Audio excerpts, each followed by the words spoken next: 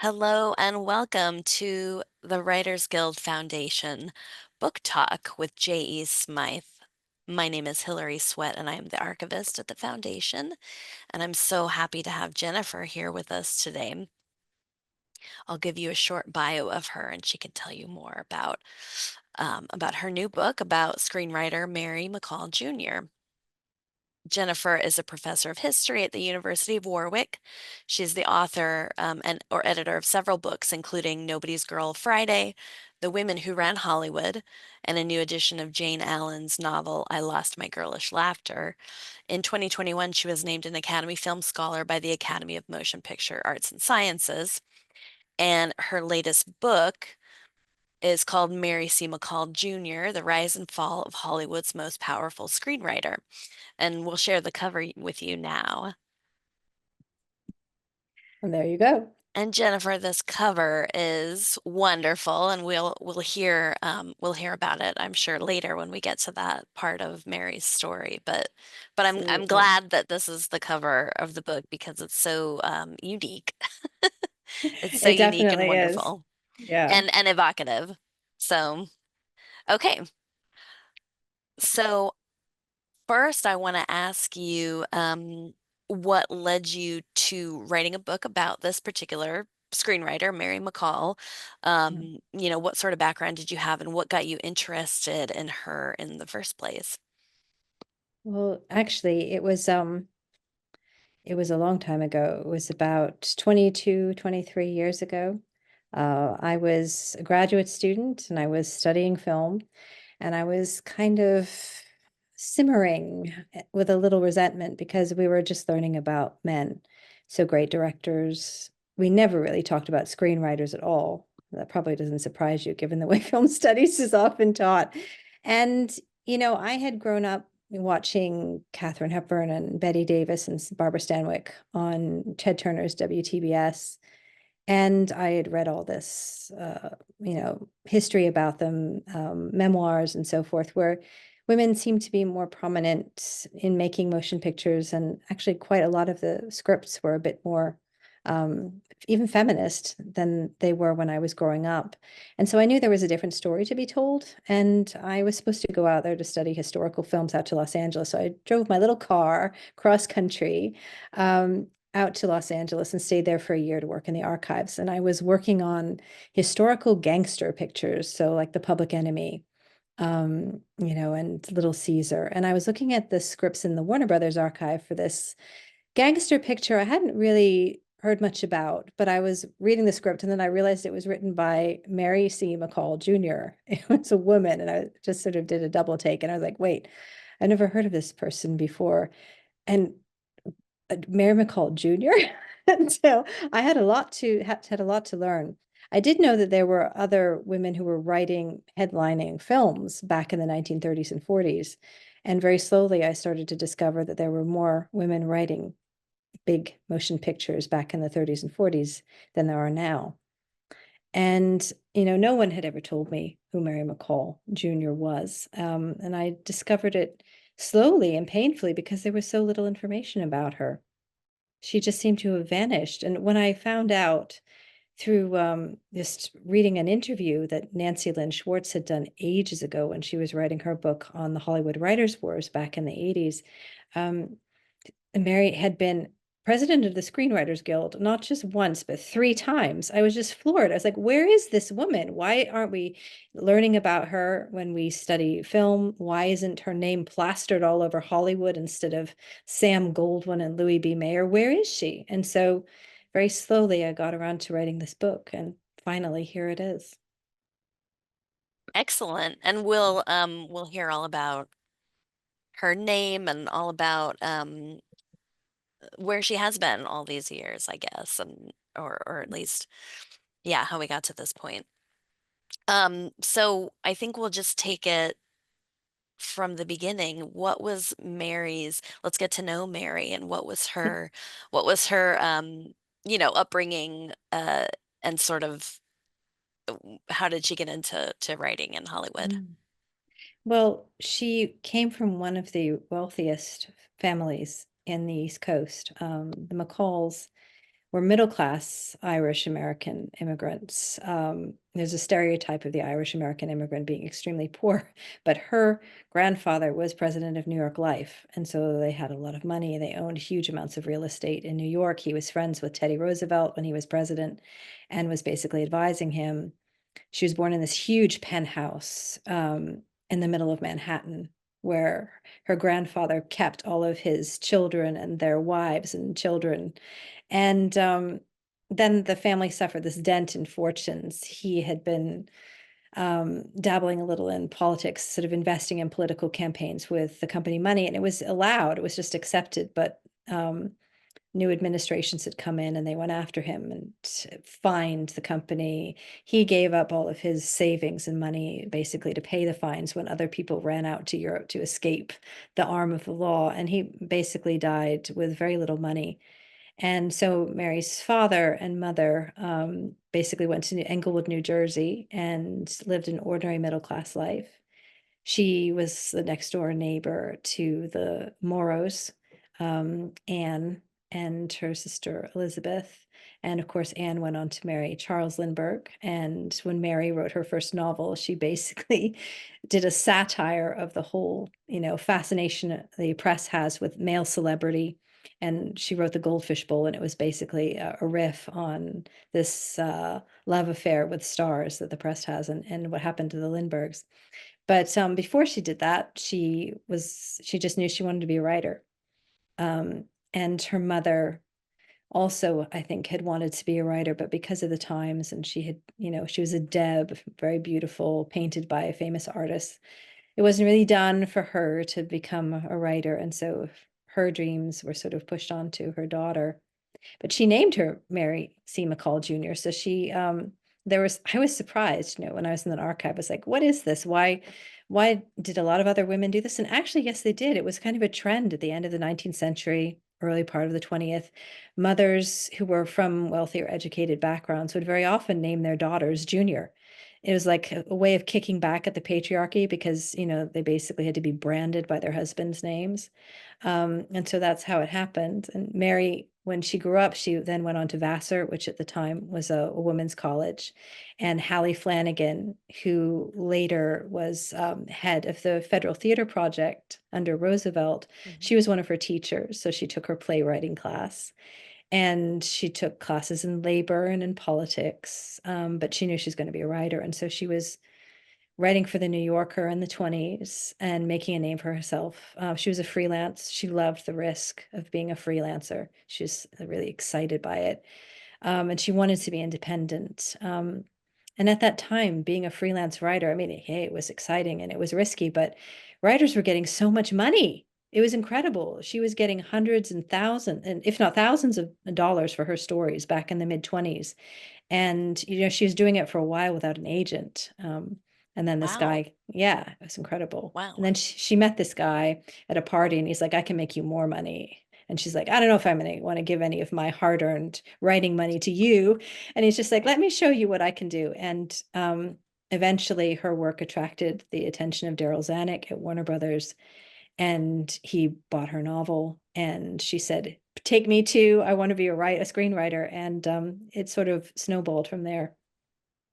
Wow, that's great. I mean, she made it happen. She'd had a goal and made it happen, and now we get to learn about her.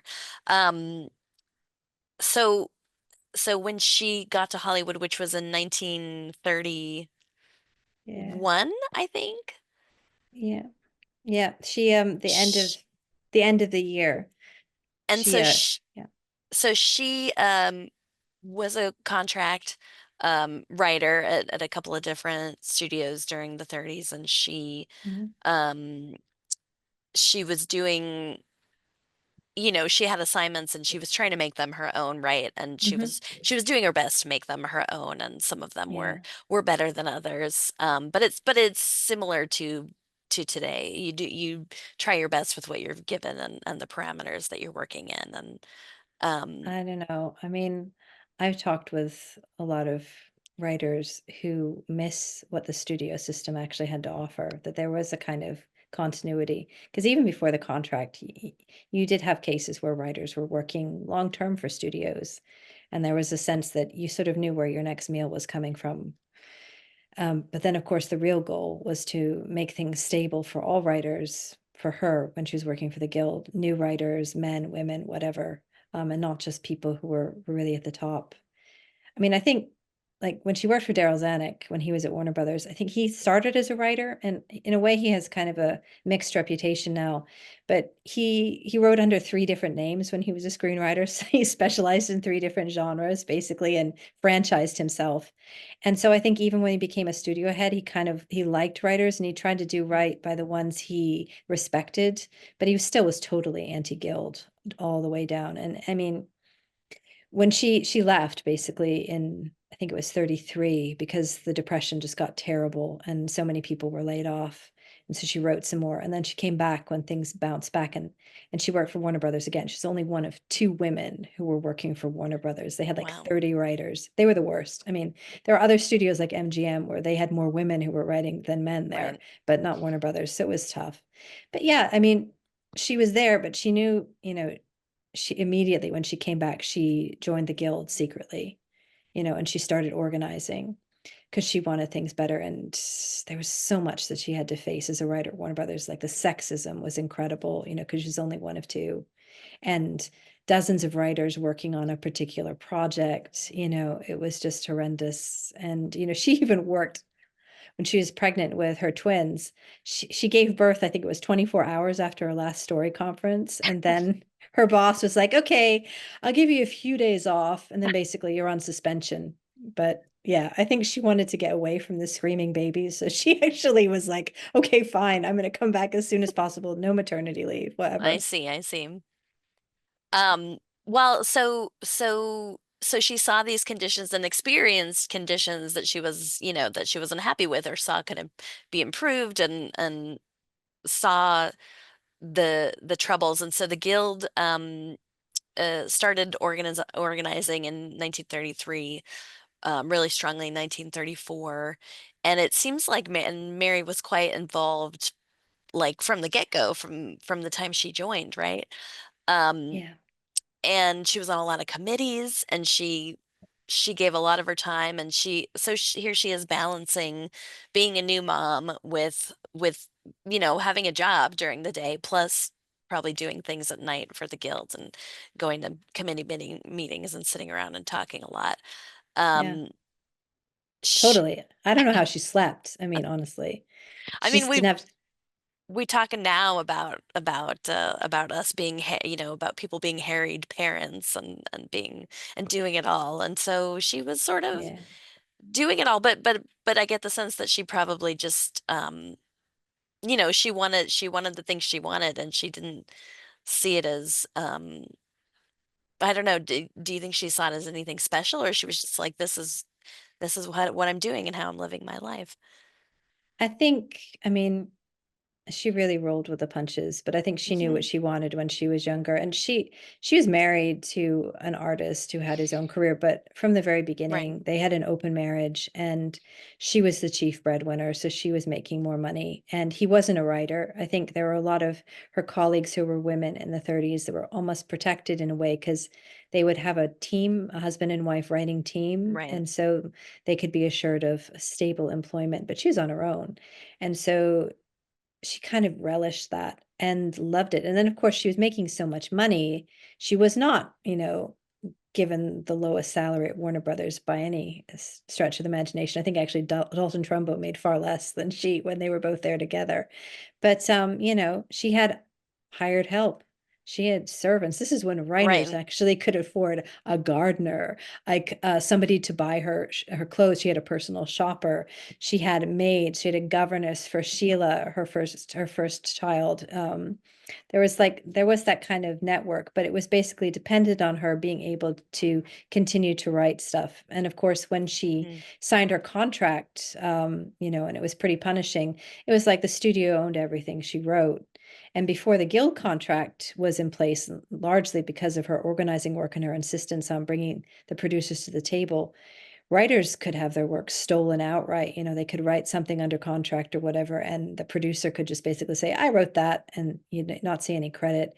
Speculative writing where you'd be dangled along, a string Right. basically with money, and then nothing would ever happen, and you'd already spent all this time. There was no minimum wage until 1938 in the United States. There was no right to strike until 1935.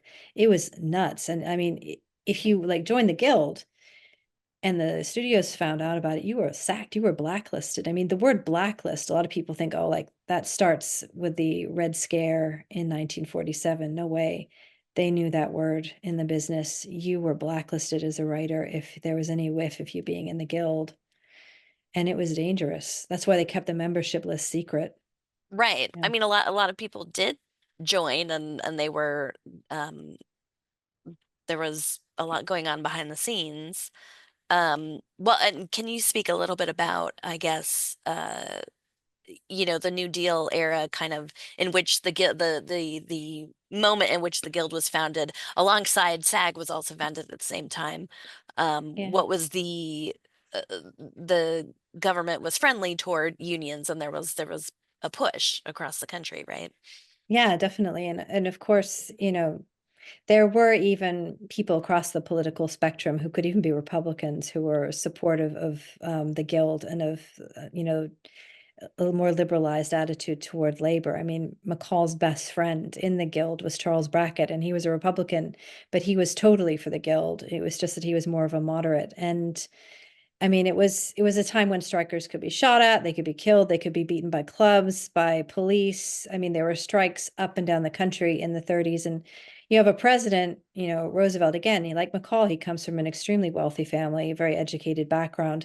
And yet he gives a speech in 1936 in Madison Square Garden where he tells his fans basically, the business elite in America are united in their hatred against me, and I welcome their hate. And I mean, can you imagine having, Wow. yeah, that's an Wow. endorsement. And the studio heads were, they were definitely not Democrats, but McCall was, Betty Davis, her best friend in the business was, and they, made speeches for him and organized and were members of the Democratic Party caucus in California. It was a dangerous time. I mean, this is, of course, when like studio heads would take cuts out of your paycheck to like fund the Republican candidates for governor so that, the End Poverty in California campaign wouldn't win. I mean, it was just a nightmare. And I mean, it's funny though, you're talking about about SAG and everything. They learned just about everything they could from the Writers Guild, but they got their contract sooner because they stars, what can you do? If you don't have a star, you don't have a picture Right. in the golden Right. age of Hollywood. But the studio heads did not want to give an inch with writers. I mean, writers were the most articulate, they were the most politically active. They were the ones who could make links across all the different types of work in the business, all of the different guilds. And they were feared and treated like shit basically through the 30s. And it's true that McCall had a lot of links with the Roosevelts. She knew Eleanor Roosevelt. They were actually going to do a film series together, and it never happened, unfortunately, because they were too busy. And the government was on the side of the unions. It was on the side of, having Social Security, workers' compensation, minimum wage, etc. But the studio heads just didn't want to come to the table. And in a way, I think it was, many people have said, there were a bunch of like women and men who were involved in the guild who were responsible for negotiating long term. And it's true, there were a lot of different people, like Boris Inkster, for example, who was involved. Um, but McCall had an advantage. She was at all of his meetings, and she was very often the only woman in the room with these men. And she knew that type of man. That's the thing, because she'd been brought up in the family that was big business. She knew what they thought, what made them tick. She'd studied them, and she knew how to humor them to a certain extent, and she knew how to push their buttons. So in some cases, Jack Warner just basically lost it at one point, the head of Warner Brothers, when she was in a meeting with him and had to be carried out by a couple of people from MGM because he was so upset. And then, she makes that famous comment to the head of Paramount, why Frank Freeman, she's smoking, and she blows smoke in his face when he says he's not going to sign any contract with writers. And she says, is why Frank Freeman a rhetorical question? you know and then basically a few years later, Bob Hope is using the same, he basically uses her joke at the Academy Awards when he introduces why Frank Freeman. So everybody knew what a big deal she was. So you say that it was an advantage. Do you think is it because they didn't know what to make of her because she was or she was, you think one thing, you see a strong woman and you think one way and then Hmm.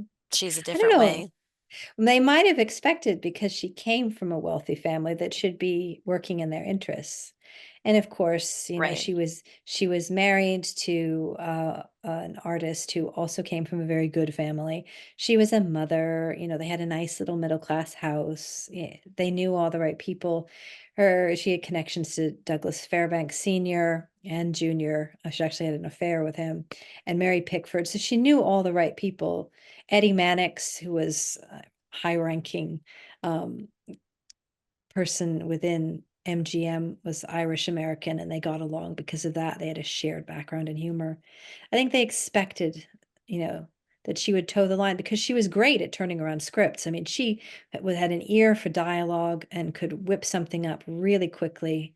And she was famous for, being told, "Oh, you can get this project in next week," and she turned it in the next day just because she was that good. But then she was that busy; she had to be good if she was going to be able to go to all those guild meetings as well too.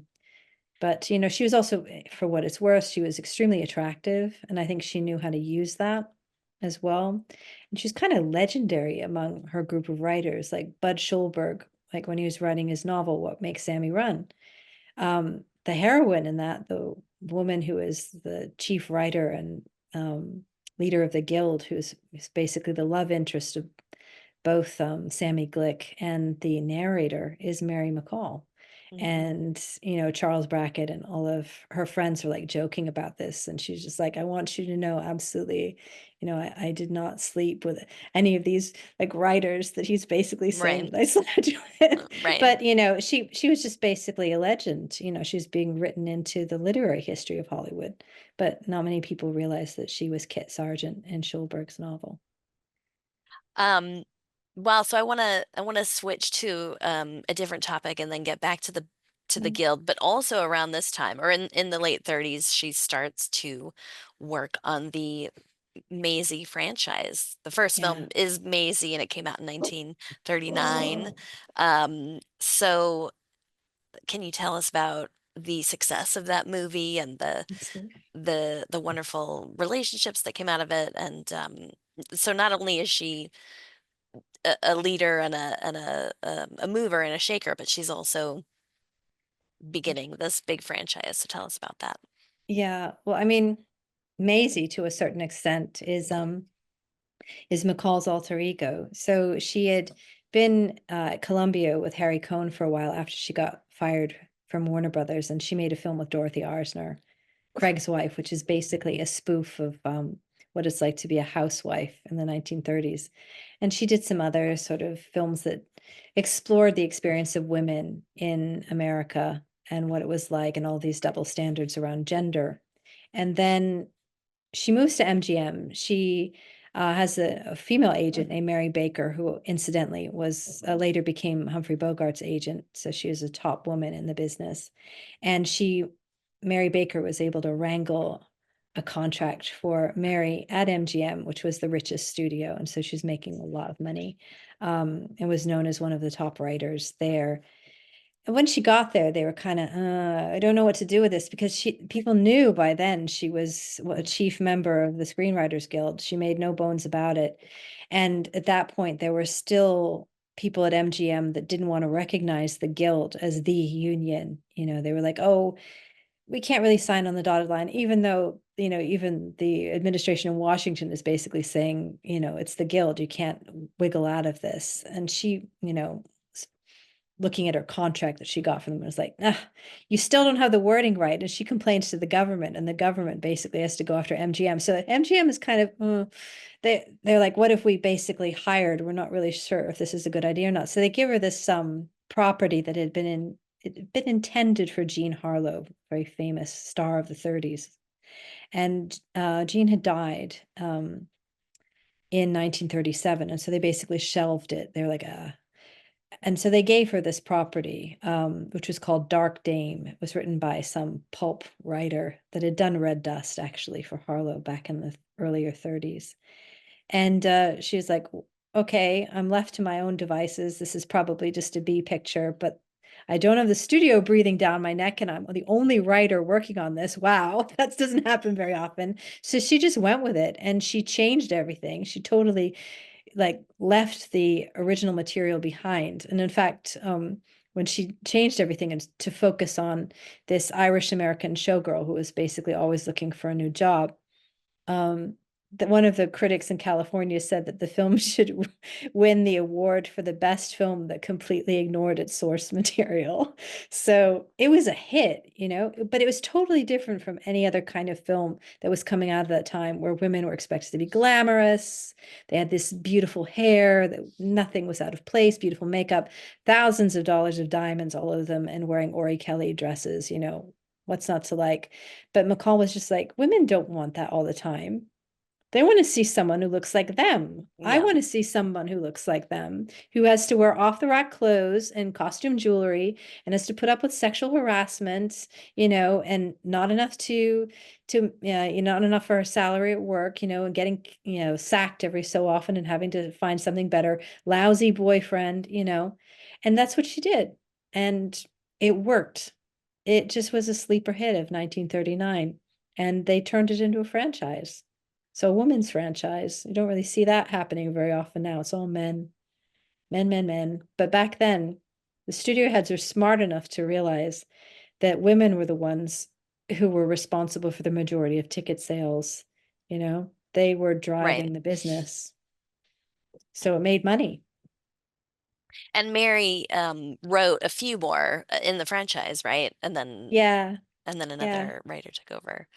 Yeah, she collaborated with Betty Reinhardt, who Hmm. did Laura, the film noir from 1944 that everybody loves so much. And she and Betty were great friends. And then unfortunately, Betty died of cancer in 1954, but they had a great collaboration later on.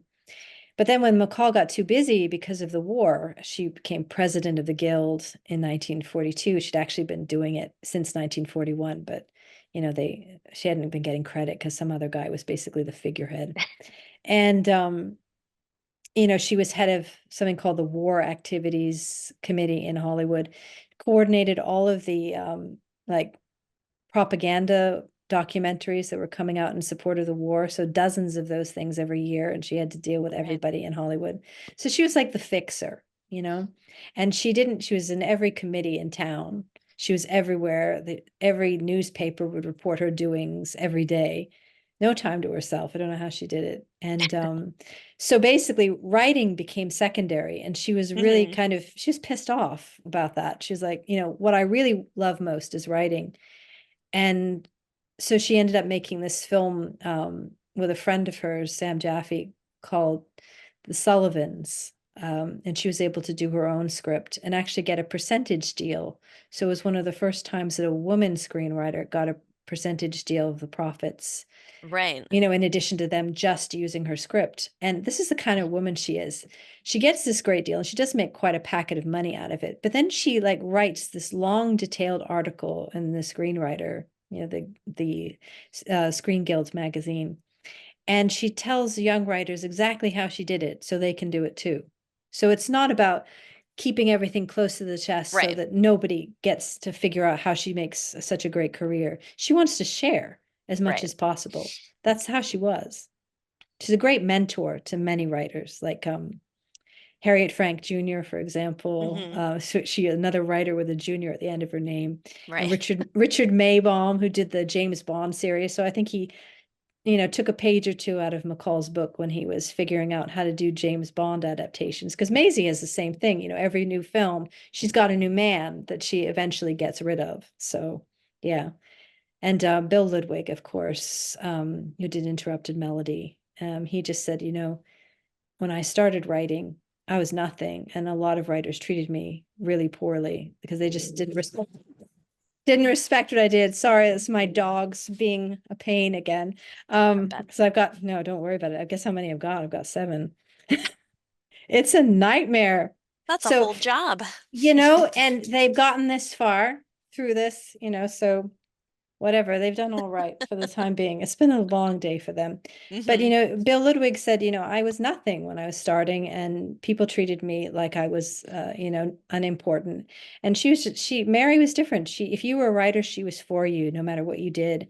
And that was the whole thing about the Guild for her as well, too. She wanted terms for every writer. Mm. And there were some writers that were just like the Mankowitzes. They were just like, well, you know, only the top writers really should get the best perks. And she's like, no, hell no. Yeah. Everybody gets the terms no matter what. They get protection. And that's how she was. So let's talk about those protections. Um, Starting, I think maybe 1940 and going through 1941 was when negotiations were really happening hardcore, and uh, and the U.S. had not entered the war yet, although Mm-hmm. we would soon thereafter, and the war was going on. Mm-hmm. Um, so can you tell us more about that kind of 41, 42 period when she is part of the negotiations and the contract is decided upon, and she ascends to the presidency of the guild at the same time? Yeah. So yeah, I mean, even further back, like in 38, the Guild sort of gets recognized as the union over the screenplay rights. And at the same time, round about the same time that happens, the Paramount antitrust suit is filed.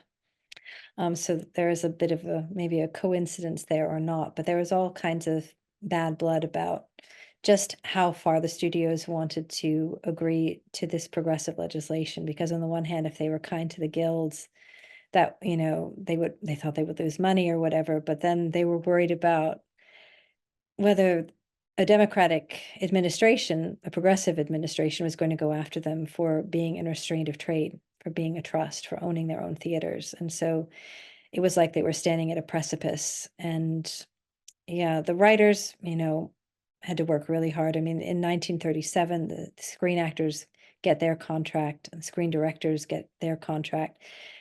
Nobody, in the front office wants to give an inch with the writers. And there's a lot of struggling over the minimum wage, and Mary eventually gets 120 a week, which is a big deal for them.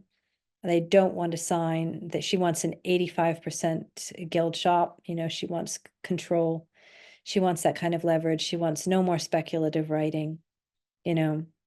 And she was even hoping in that earlier contract to have your agent's fees written off as a tax deductible loss. She was thinking long term. But eventually they do push, and she needs a lot of help from the US government as well too. But the National Labor Relations Board has teeth back then. And McCall's negotiating skills help a lot.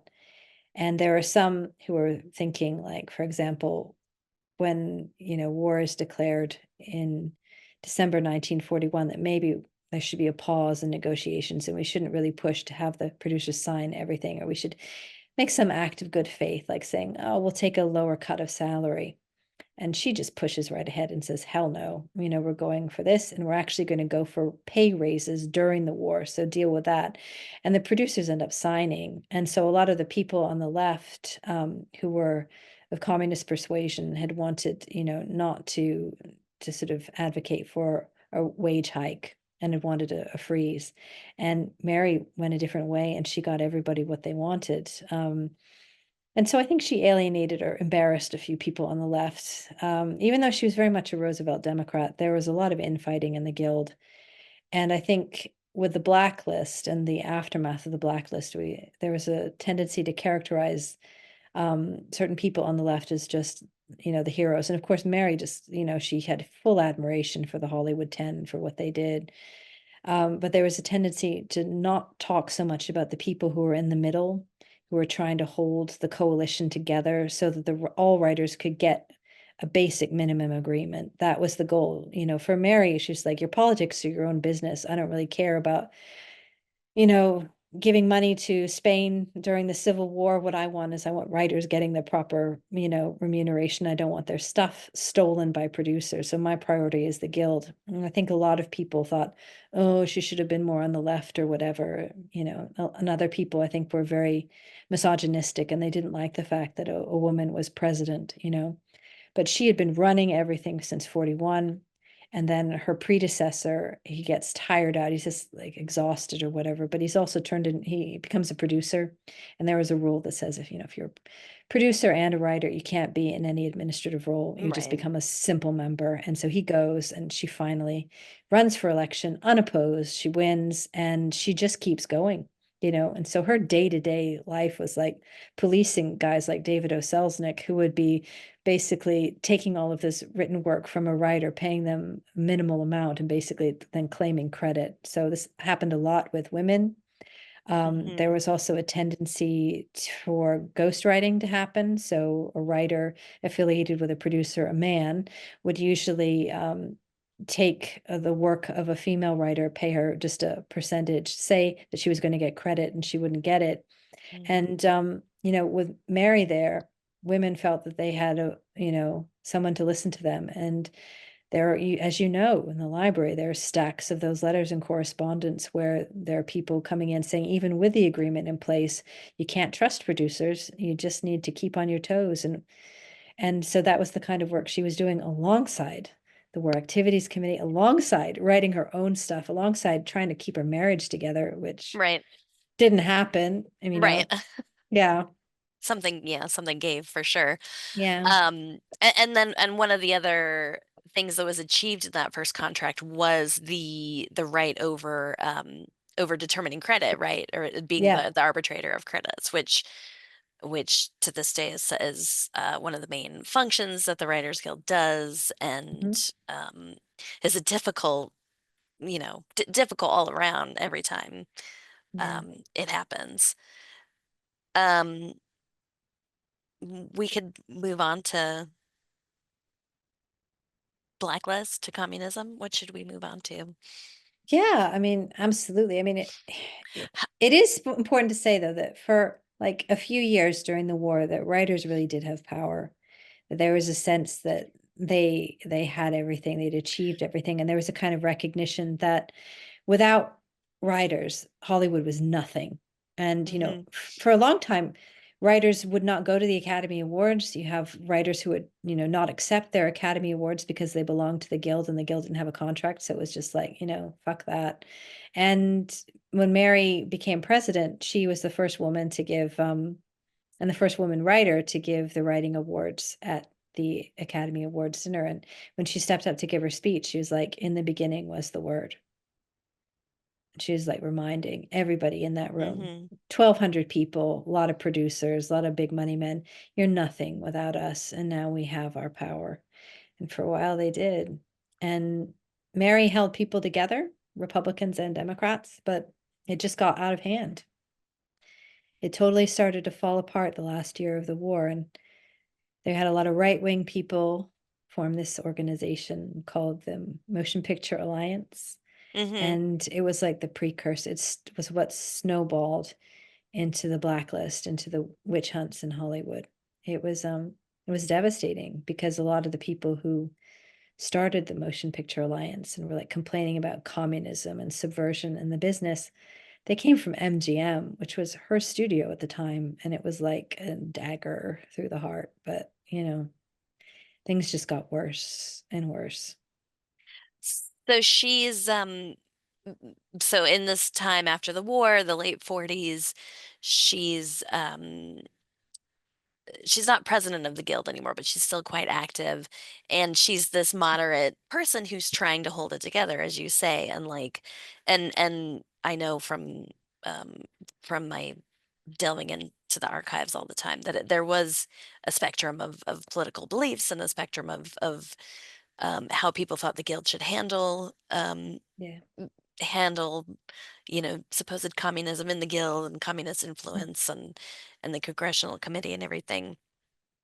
Um, so the environment at this time was very difficult, and um, Yeah. I guess how did Mary um get embroiled? I mean, aside from her Mhm. kind of role as a guild leader, how did she get personally embroiled in Yeah. everything that was going on? Well, I don't want to trivialize this, but it's like right when this all was happening, she decides to divorce her husband and marry a much younger man, a Mm, very, very hot, younger Jewish man. And she gets pregnant and she actually has to take a leave of absence. And so she's not there in the earlier stages, and all these men take over the committees. And I see.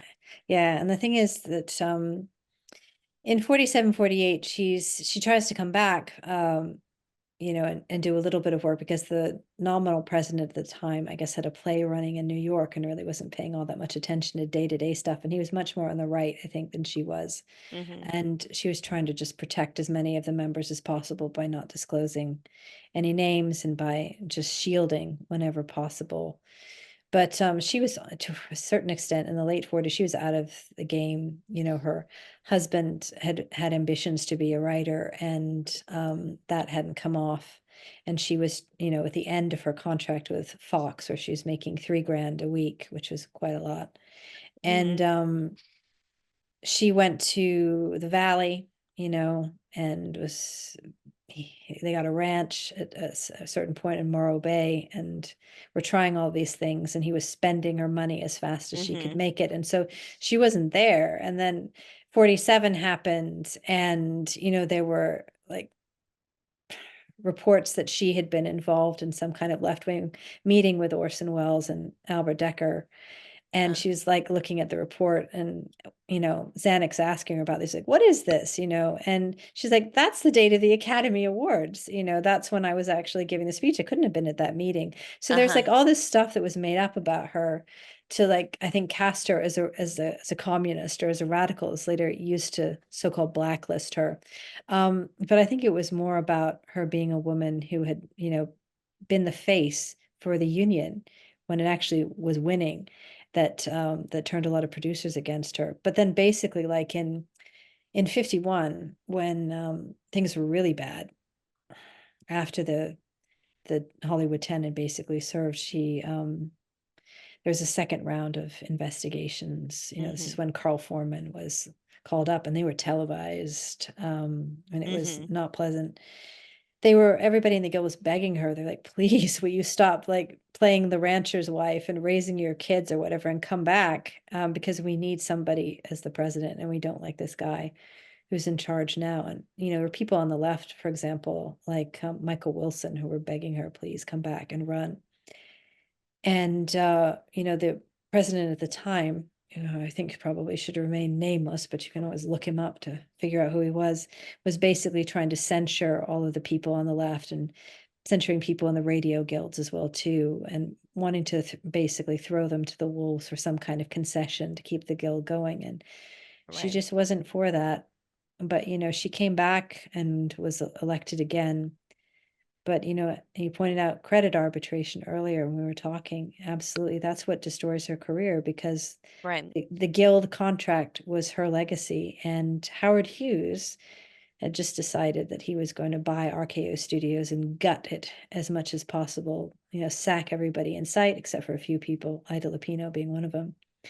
And then he found out that one of his writers, Paul Jericho, um, been called to testify, was a suspected communist, and didn't give him credit on a picture called The Las Vegas Story, which he had written the majority of. And Jericho brought his suit, he's brought his case to the guild, and the guild committee looked at the credit and said, yes, it's absolutely yours. You need to be credited. They wrote to Hughes, and he was like, basically, screw you, you know, Hmm. go on strike. You want to strike? I'm ready for it, because I don't really need the studio to work at all. I've Hmm. already sacked most of the people anyway.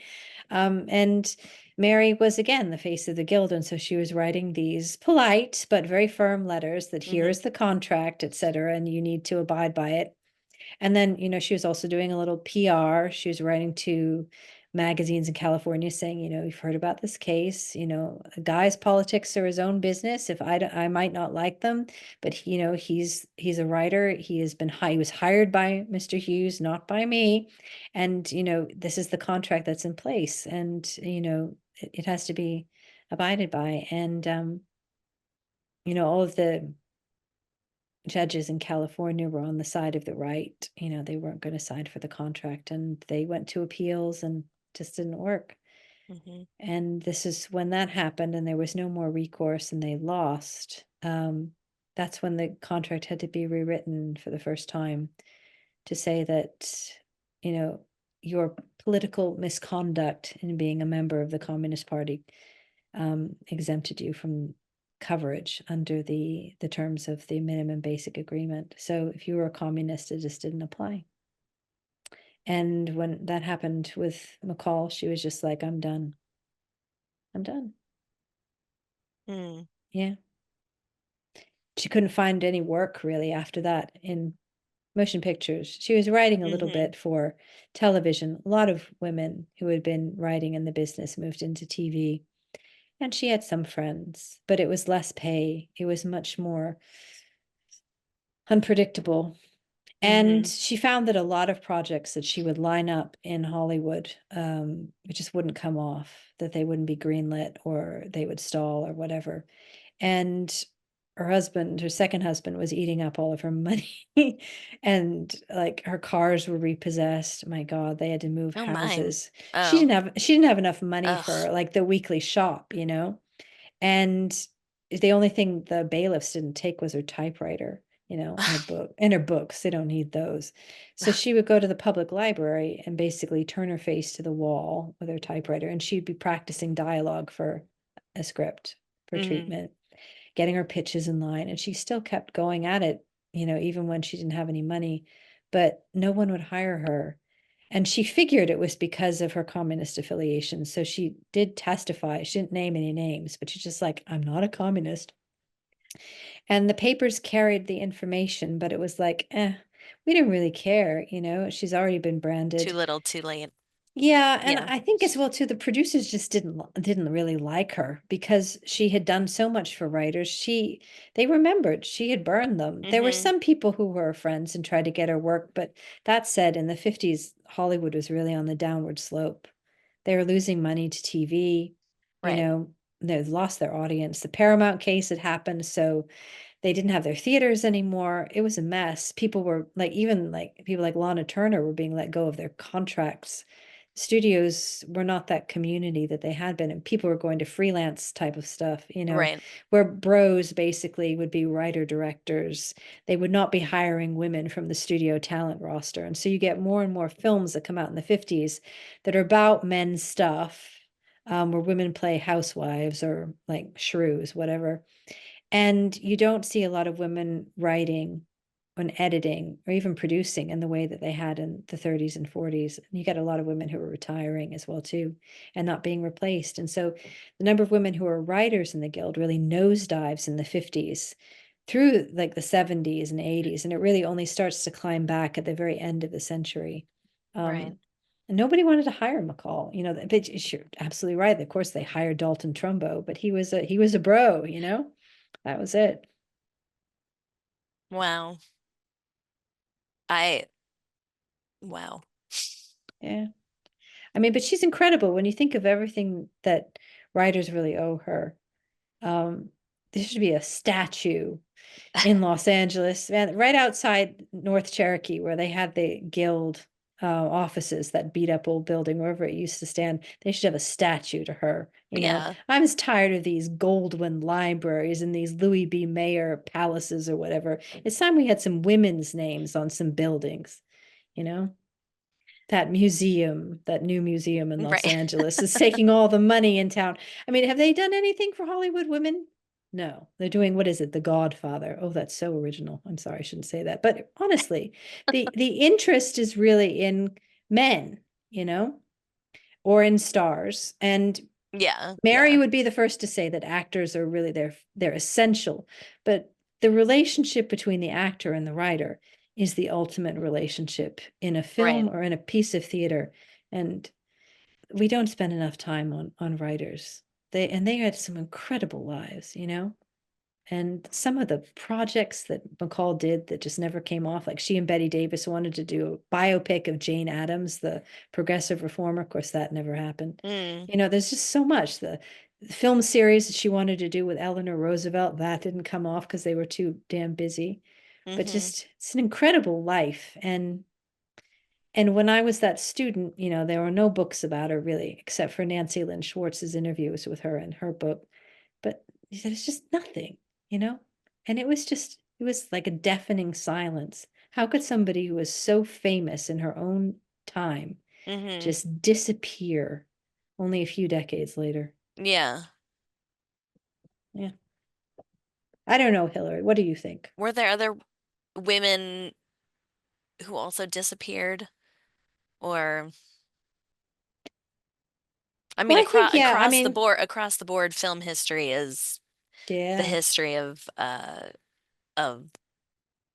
men and m money and studios, and then I you don't get think it the always, yeah, I don't think it always was that way. You know, when I look back at the trade papers, when I look back at the national papers, they mentioned these women. It's not just McCall. I mean, my other favorite is Barbara McLean, who was the most famous editor in Hollywood during the 30s and 40s. She was called the editor in chief.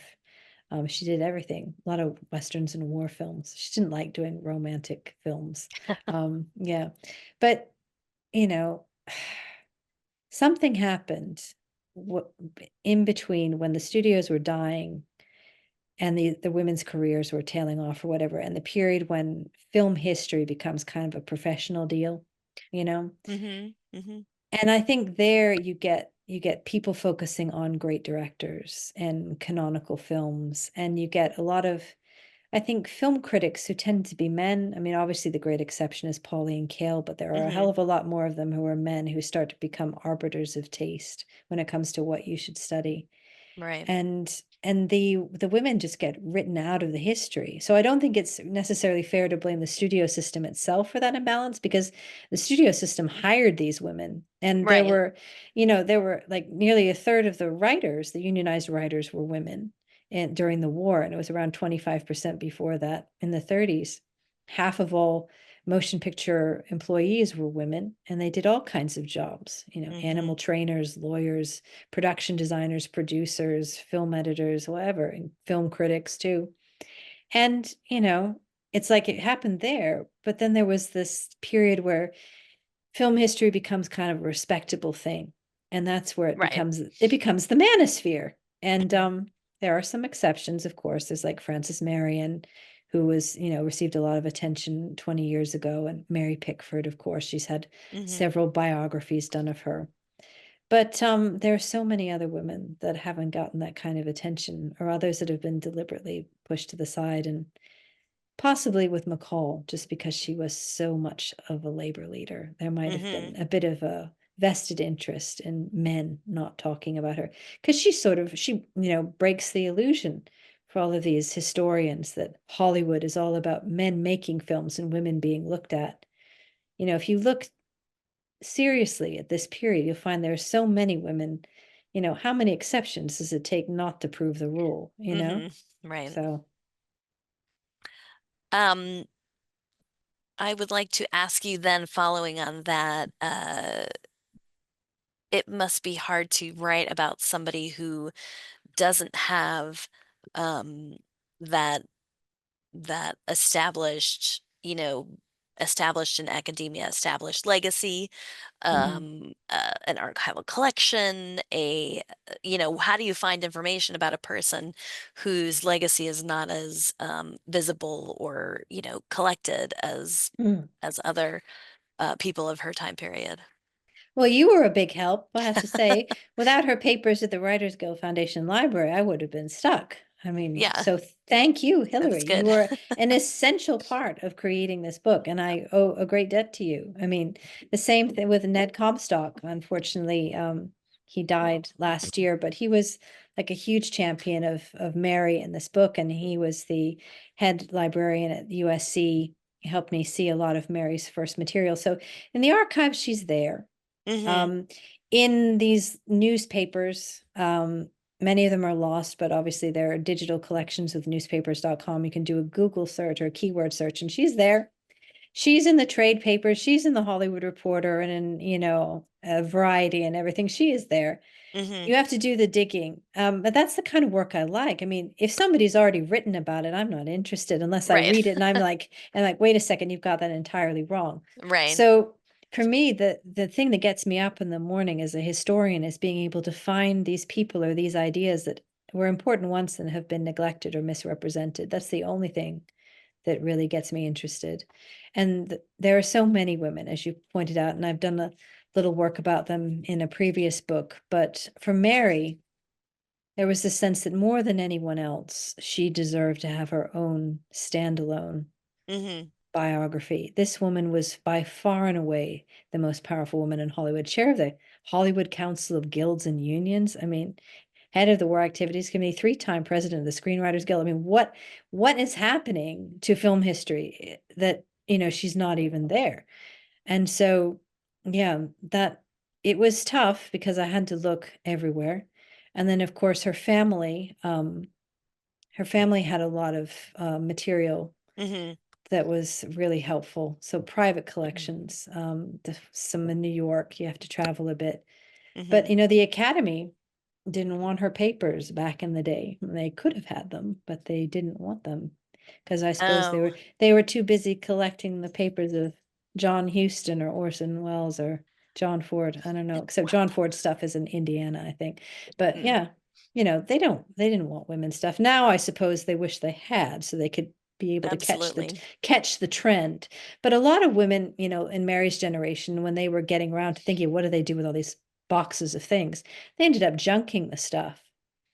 So that's the real tragedy, that because there's this algorithm in favor of male achievement, many of these women who'd done just as much work were just like, nobody wants this stuff. And they got rid of it. So it's lost. So you're never going to find any archival Mm-hmm. information that way. But luckily, her daughters saved a bit of Mary's stuff from oblivion. Yes, right. Mm. And yeah, you were very fortunate to have them as resources. Yeah. Um, oh, fascinating. She's a fascinating woman, and I feel glad to know her now, and I feel proud that she has such a legacy here at the Writers Guild, Yeah. that she accomplished so much. And so every chance I get, I like to share her story with people or share her accomplishments with Yeah. other writers and other members of the union. Well, she loved writers and she loved spending her career doing what she could to fight for their rights. But I mean, the wonderful things you're doing now with education for new writers and initiatives for employment. I mean, those are things that she wanted to have happen back in the 30s and 40s, Right. and she wrote about them, and you're doing them. So her legacy lives on in the Writers Guild Foundation Library. So I'm happy. I know she would be too. What would she think about the current state of the industry? Or would Mm. she be right there in the middle of it, probably Probably. And reading about AI and figuring out how it oh, works so she can that would be the devil for her. She convince would, people. she would probably want AI producers in jail or something. But, I Right, think the right. thing that she would have loved is with the strike was that writers and actors got together to fight it. And that's her legacy because that was Hmm. the secret to the success of the guilds and unions in the 30s. And it was the secret to a success in 2023. I don't know what she would say about the situation. It's probably as bad as it's ever been for writers everywhere, not just in Hollywood, but journalists as well too. Mm. And I don't know, I was thinking about this and I talked to her daughter, Mary David, and I'm just like, she probably would have just wanted to start from scratch. She would have been like, screw these corporations that don't belong to the workers anymore. Hmm. Let's start another studio and let's start it with writers and actors who, after all, are everything that matters when it comes to making motion Right. pictures. And so she probably would say, let's fund our own collective studio. Let's make the pictures that we want and let's bypass these bastards who have basically wrecked the system. I think that's what she would have done. I hope it happens. That because sounds we certainly need a change. And I don't think that Disney or Warner Brothers these days, that's not going to mhm, be the answer. right, right. Mm. Well, I'm so delighted and honored to be asked to talk about the book with you. And, I want to thank you as well, too, for all the support you've given me over the years. And you were the first one to send me the tape of Mary McCall's interview, which all of you listening can access in the library. She was interviewed late in her career about the Guild, and you can hear her wonderful voice. Mhm. And her papers are at the Guild Foundation Library. You can read the draft of her first speech as president in 1942 and see the traces of the work that she did for you. That's wonderful. Mm. Thank you for sharing Mary with us. Yes. Um, yeah, Thank you for thank you for having me sharing here. Mary with us.